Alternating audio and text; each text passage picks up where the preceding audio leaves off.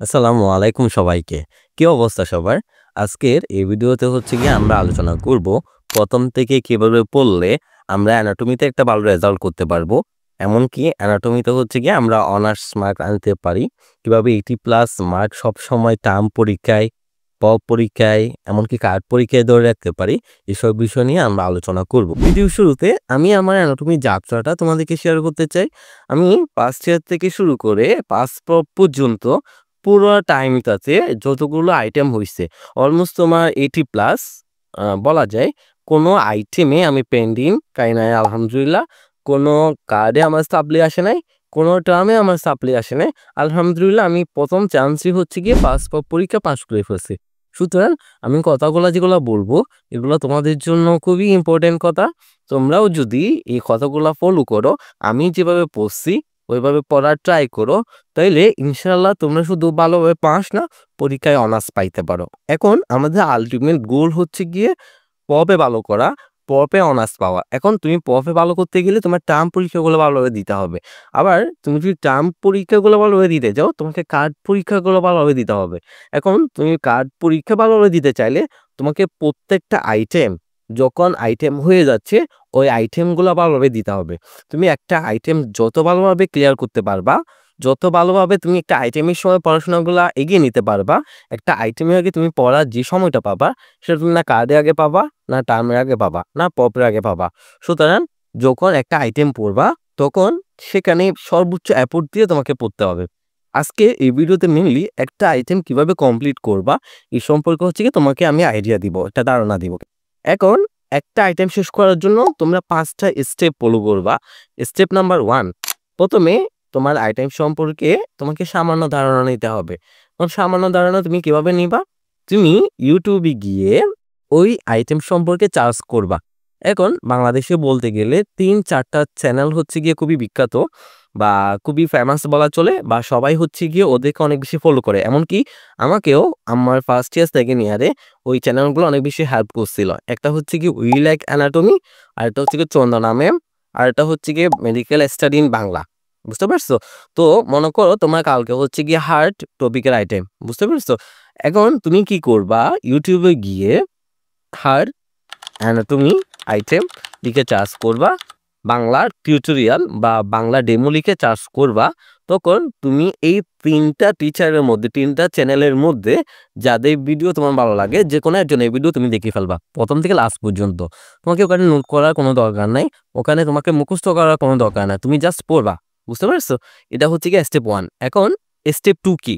Step 2 হচ্ছে গিয়ে এই আইটেমটা তোমাকে অবশ্যই তোমাদের ক্লাসে পড়ানো হবে। তোমাদের টিউটোরিয়াল ক্লাসে পড়ানো হবে। তুমি ওই টিউটোরিয়াল ক্লাসে যে টিচার পড়াক না কেন, খুবই মনোযোগ সহকারে ওনার কথাগুলো শুনবা। কারণ ওই আইটেমের টপিকটা যিনি পড়াবেন উনি তোমার আইটেম নেবেন। সুতরাং উনি কি কি শুনতে পছন্দ করে উনি ওনার ক্লাসে বলে দিবে। এখন ওনার মুখ দিয়ে যা যা বের হয় তাই হচ্ছে কি তোমার জন্য প্রত্যেকটা ভাইভা কোয়েশ্চেন।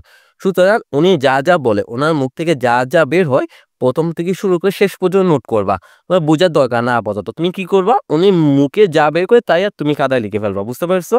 এটা হচ্ছে স্টেপ 2। স্টেপ 3 হচ্ছে গিয়ে তুমি ওই যে প্রথমে যে ভিডিওটা দেখছিলা, সেটা উইল অ্যানাটমির হোক, সেটা মেডিকেল স্টাডি ইন বাংলার হোক, সেটা চন্দনা ম্যামের হোক, ওই 3টা চ্যানেল যেটা আমি মেইনলি বললাম, ওদের যে ভিডিওটা তুমি আগে দেখে গেছো ওই ভিডিওটা হচ্ছে গিয়ে তুমি আবার দেখবা। বুঝতে পারছো? এখন কি করবা, ওই ভিডিও দেখার সময় তুমি যে ক্লাসরুমে নোট করছো ওটাও পাশে রাখবা। তারপর ওই যে ওই লেকচারে যা যা বলছে দেখবা, তোমার ম্যামের কথা, ওই লেকচারের কথা, অর্থাৎ তুমি যেগুলো মোবাইলে দেখতেছো তার মধ্যে কিছু কথা ওভারল্যাপ পাবা, কিছু কথা নতুন পাবা। যে কথাগুলা, যে ইনফরমেশনগুলো তুমি নতুন পাবা সেটা তুমি ওই যে তোমার লেকচার নোটে হচ্ছে গিয়ে তুলে নিবা। স্টেপ 4 হচ্ছে গিয়ে তুমি এবার দেখো, স্টেপ 1 2 3 তে আমি তোমাকে একবারও মেইন বই পড়তে বলি নাই। এখন স্টেপ 4 এ এসে তুমি কি করবা, তুমি হচ্ছে গিয়ে তোমার মেইন বই করবা। ওই টপিকে মেইন বই করলে প্রথম থেকে শেষ পর্যন্ত রিডিং পড়ে যে কথাগুলা, শুধুমাত্র যে কথাগুলা তুমি লেকচারে পাইছো এবং তোমার ম্যাম বলছে এগুলো হাইলাইট করবা। কোথায়? বইয়ে হাইলাইট করবা। একটা হাইলাইটার নিবা, হাইলাইটার নিয়ে সুন্দর করে এই লাইনগুলা মার্ক করবা। বাকি কোনো কিছু তোমার মার্ক করার দরকার নেই, এগুলো জাস্ট এমনি পড়বা। কি বলছি? বাকি কথাগুলো এমনি পড়বা, কিন্তু এগুলো হাইলাইটার করার দরকার নাই। তুমি যেগুলো তোমার নোটে ইনফরমেশনগুলো লিখে আছে এগুলো জাস্ট বইয়ে হাইলাইট করবা। ক্লিয়ার? এবং তুমি আইটেম দেওয়ার আগে বই পড়ে যাবা, নট নোট। ওই বই থেকে তুমি যে লাইনগুলো হাইলাইট করছো এগুলো সুন্দর মতো করে পড়ে যাবা।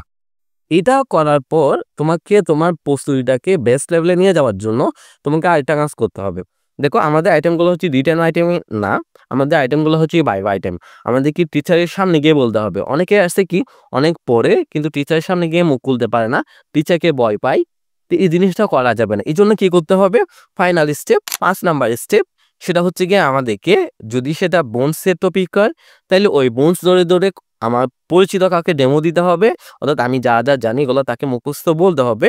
অথবা সেটা যদি কোনো বিচারা হয়, বিচারা ধরে ধরে তো পসিবল না, তখন তুমি তাদেরকে এমনিতে ডেমো দিবা। অথবা যখন তুমি ক্লাসে যাবা, বিচারাগুলো তো ক্লাসে থাকে, তো ক্লাসে গিয়ে তখন তোমার কাছের যে বন্ধু তাকে ডেমো দিবা, ডেমো শুনবা। তাইলে হচ্ছে গিয়ে তোমার প্রিপারেশনটা কমপ্লিট হবে। এই 5টা স্টেপ যেগুলো আমি বলছি এগুলো ফলো করে যদি তুমি অ্যানাটমিটা পড়তে পারো, সব ধরনের তোমার রিটেন বলো, ভাইভা বলো, প্র্যাকটিক্যাল বলো, তোমার সব ধরনের প্রিপারেশন হয়ে যাবে। Am I clear? সুতরাং প্রত্যেকটা আইটেম পড়ার সময় এই 5টা স্টেপ ফলো করো, তাইলে তোমার প্রিপারেশন হবে যথার্থ। আর টার্মের সময় বা হচ্ছে কি তোমার কাজের সময় একটু অন্যভাবে প্রিপারেশন নিতে হয়। সেটা কিভাবে প্রিপারেশন নিতে সেটা যদি তোমরা জানতে চাও তাহলে কমেন্টে জানাইও, এটা নিয়ে আমি নতুন একটা ভিডিওতে কথা বলবো। আপাতত এভাবে পড়ো, আর যদি পড়তে পারো তুমি ইনশাল্লাহ তোমার প্রত্যেকটা পরীক্ষায় অনেক ভালো একটা রেজাল্ট করতে পারবা। তোমাদের সবার জন্য অনেক অনেক শুভকামনা। তোমাদের মেডিকেল লাইফ যদি একটু ইজি করতে পারি সেটাই হচ্ছে আমার সার্থকতা। যদি ভিডিও ভালো লাগে তাহলে একটু সাবস্ক্রাইব করে দিও, তোমাদের মতামত জানাইও। Best of luck everyone.